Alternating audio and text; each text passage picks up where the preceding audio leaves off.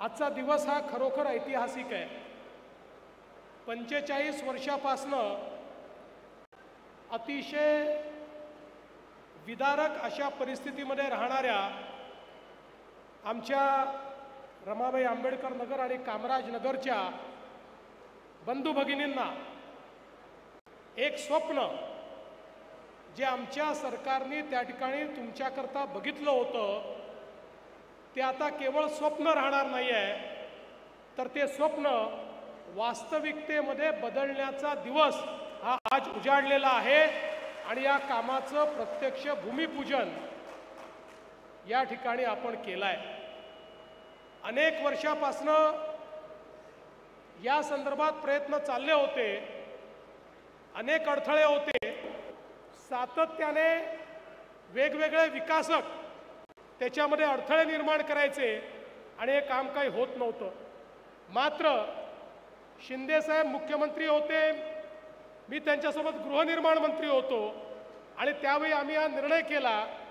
की अशा प्रकारच्या ज्या काही आपल्या स्कीम्स आहेत याच्यामध्ये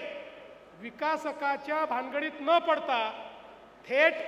आपल्या शासकीय संस्थांनाच ही कामं दिली पाहिजेत आणि म्हणून पहिल्यांदा प्रयोगात्मक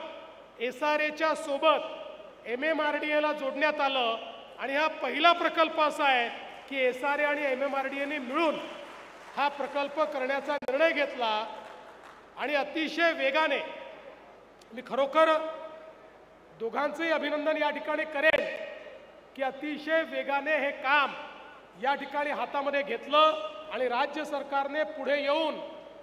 2 वर्षाचं आगाऊ भाडं त्या ठिकाणी दिलं आणि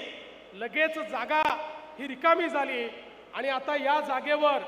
अतिशय वेगाने बांधकाम आम्ही करणार आहोत। आमच्या समोर एकच विचार होता